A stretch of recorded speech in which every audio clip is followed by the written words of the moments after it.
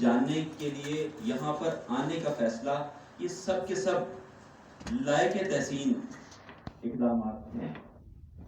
واقعہ اس کے ساتھ یوں جڑتا ہے کہ ایک مرتبہ اشفاق احمد نے کہا کہ میں اس وقت ایف ایس سی کر رہا تھا یا میں سائنس پڑھ رہا تھا میٹرک میں، تو اس دن ہمارے پروفیسر صاحب نے ہمیں بتایا کہ تمہیں پتہ ہے کہ یہ جو مکھی ہوتی ہے نا، اس کی آنکھ میں کتنے عدسے ہوتے ہیں، کتنے لینس ہوتے ہیں؟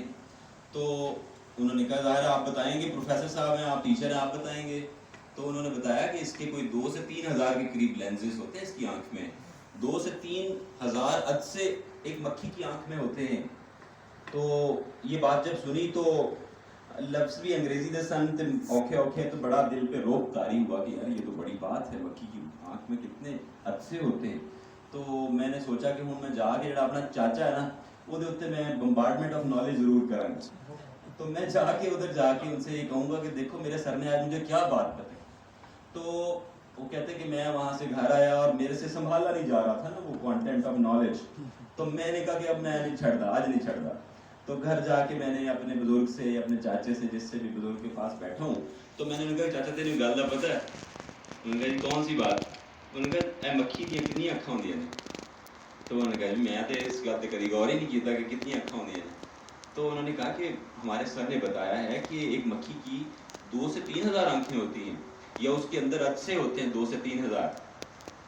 تو وہ جو بزرگ تھے، جو بابا جی تھے، وہ سادہ بندے تھے، انہوں نے ایک سادگی میں جملہ بولا جو نہایت قیمتی ہے۔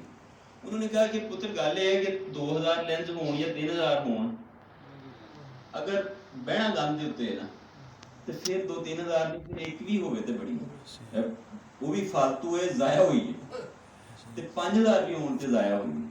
تو ہم سب انسان جو ہیں، ہمارے پاس اللہ تعالیٰ نے کئی چیزیں نا بالکل فری دی ہوئی جن کے اوپر کوئی پیسہ نہیں لگتا۔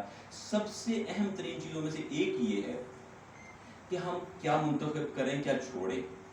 یہ چوائس جو ہے یہ بھی تو فری ہے، یہ ہمارے پاس ہے۔